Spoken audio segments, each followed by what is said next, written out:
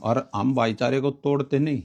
मैं तो खासकर इस समाज के लिए कोई भाईचारे की कोई ऐसी बात हो तो मैं पहले भी जाता हूँ, और आगे भी निजी जो सामाजिक हमारे रिश्तेदारी के भाईचारे के जो संबंध हैं उनमें जाना ही पड़ा है, क्योंकि ये क्या नाम है, लोक लाज इसीलिए तो बना रखी है।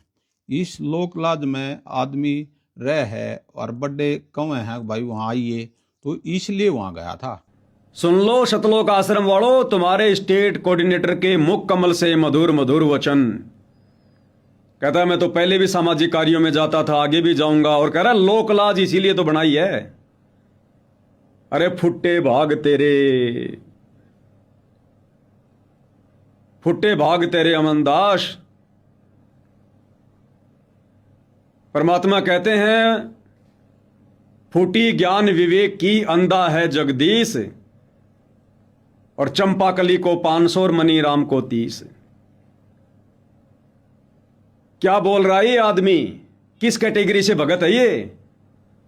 कहता है ये लोक लाज समाज में इसीलिए तो बनी है, हमारे को जाना पड़ता है, और मैं तो उसी लोक लाज को देखकर वहां पर पंचायत में गया था।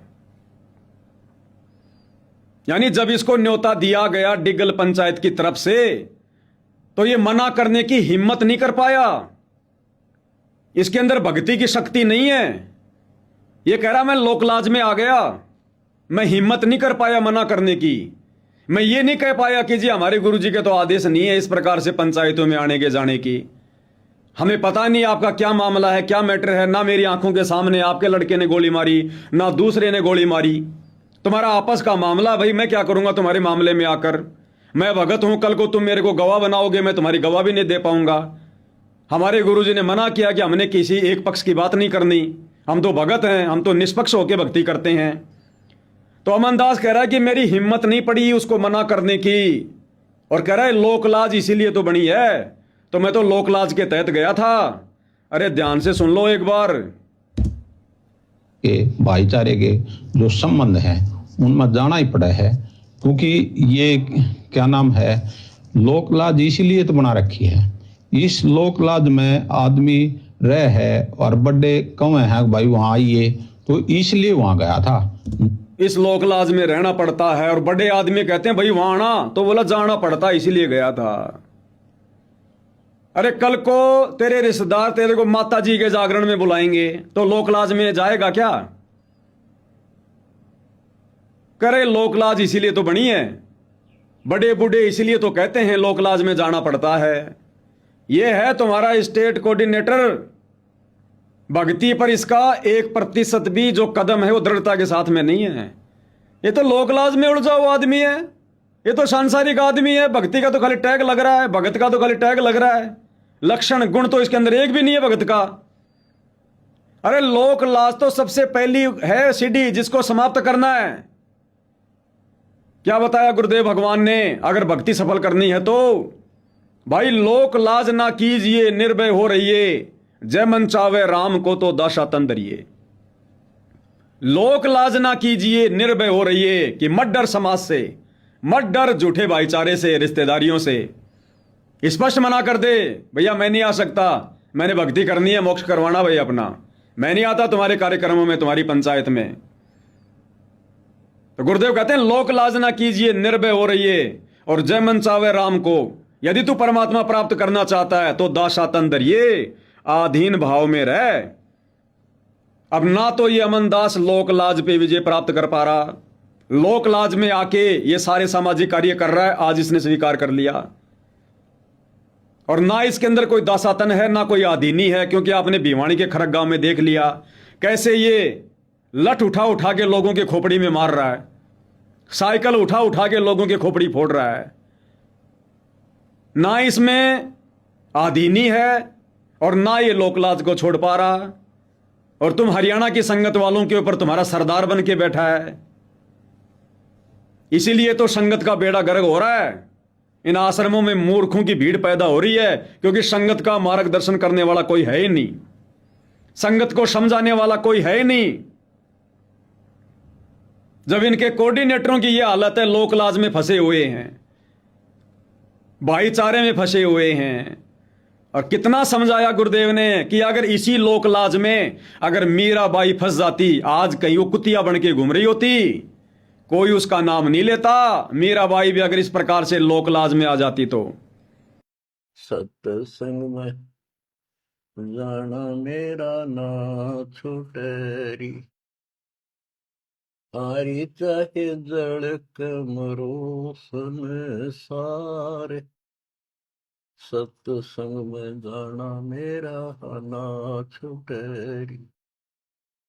माँ समझाती है बेटी को अपने लोक लाज के आधार से, मीराबाई बेटी को, कि बेटी चारों तरफ चर्चा हो रही है, ठाकुरों की बेटी, अच्छे खानदान की बहू, तरह से नहीं जाया करती, क्या कहेंगे लोग।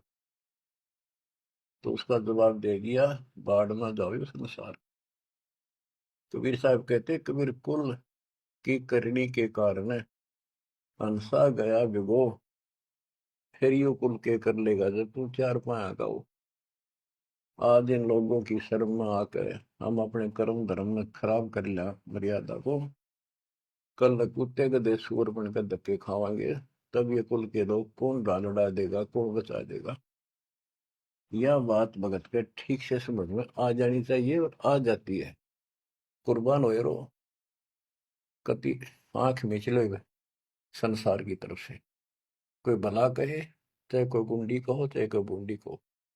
मीराबाई कहा करती, वे मैंने कोई गुंडी कहो चाहे बूंदी कहो, मेरी तो लगन राम में लाएगी, मैं पीछे नाट।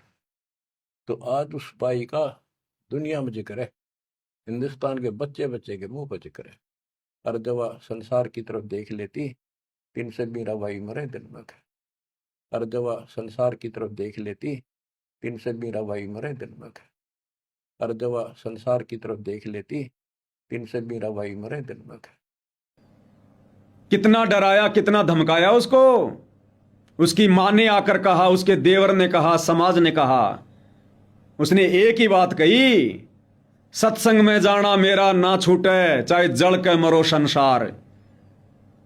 और ये कलयुग की पिछली पीढ़ी का संत रामपाल जी का भगत, हरियाणा का स्टेट कोऑर्डिनेटर अमन गोदारा कह रहा है, ये लोकलाज इसीलिए तो बनी है, लोकलाज में तो जाना ही पड़ता है, इसीलिए तो बेड़ा गर्क हो रखा है संत रामपाल जी की संगत का, इसीलिए तो भगवान तुम्हारे से दुखी होकर जेल में जाके बैठ गया कि तुम भक्ति क्या खाक करोगे, भगवान क्या खाक प्राप्त करोगे, जब तुम्हारे से लोकलाज ही नहीं छूट रही।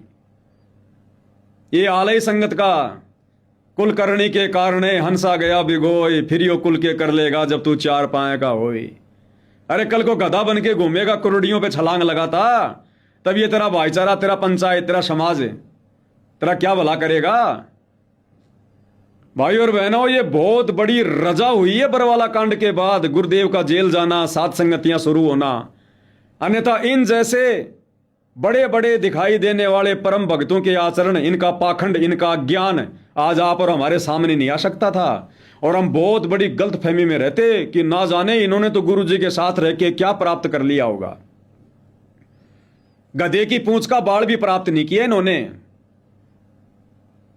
ये दिन प्रतिदिन भक्ति मार्ग में नीचे गिरते जा रहे हैं, और हम इनकी पूंछ पकड़ के सतलोक जाने की सोच रहे हैं। विचार कर लेना संगत वालों, ये तुम्हारा सौभाग्य है जो परमात्मा ने समय दिया, और आज इनके कुकर्म सार्वजनिक हो रहे हैं, इनका ज्ञान आधार सार्वजनिक हो रहा है। ज्ञान की फूटी कोड़ी भी नहीं है, फूटी कोड़ी भी। और देखते जाओ, आगे आगे सुनते जाओ, आगे क्या कह रहा है कि लोक लाज में तो भाई देखो देखो आना ही पड़ेगा, जाना ही पड़ेगा, भाईचारा तो निभाना ही पड़ेगा। देख लो आप, लाज इसीलिए तो बना रखी है, इस चारे के जो संबंध है उनमें जाना ही पड़ा है, क्योंकि ये क्या नाम है, लोक लाज इसीलिए तो बना रखी है। इस लोक लाज में आदमी रह है और बड़े कौए हैं भाई वहां आइए, तो इसलिए वहां गया था, ना कि ये भाई मायने वाले के विरोध में गया, ना उनसे मैंने कोई ऐसे विरोध के विचार रखे। मैं तो गया और उनको एक भाईचारे तक बातचीत बैठा रहा, कोई विचार भी नहीं कराया। और बोला मैं तो बैठा रहा, कोई विचार भी नहीं कराया, कुछ नहीं बोला। फिर किस लिए गया था फिर गूंगा बन के? मुंह दिखाने के लिए गया था।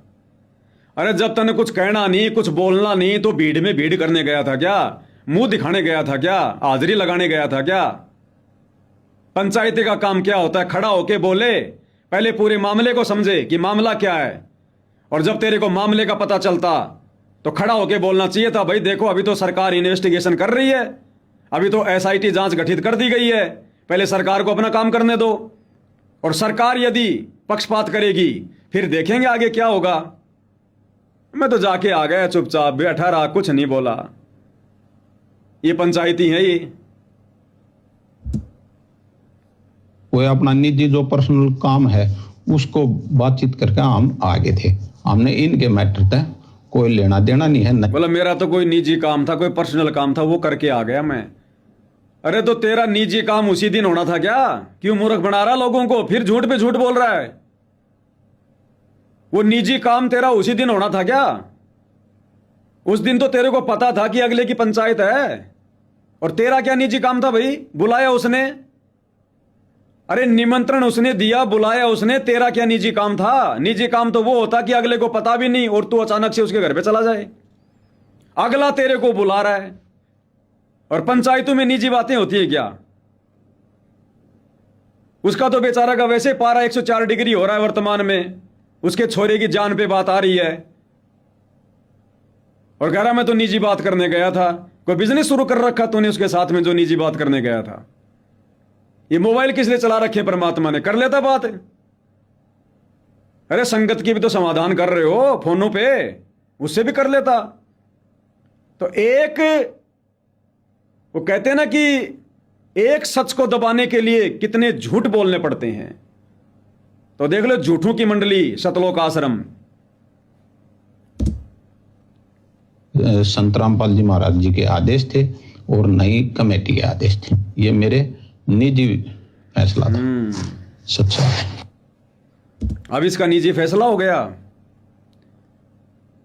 अब भाई और बहनों, जब ये बात आगे से आगे बढ़ने लगी, संगत में वीडियो वायरल होने लगे, लोग आपस में विचार विमर्श करने लगे, और संगत तो करेगी भैया, तत्व ज्ञान है, अंगड़ाई तो लेगा। कब तक संगत का दम घोट के इन आश्रमों में बैठा के रखोगे? ये तो स्वतंत्र पक्षी हैं परमात्मा के, ये उड़ना जानते हैं, अब उड़ेंगे।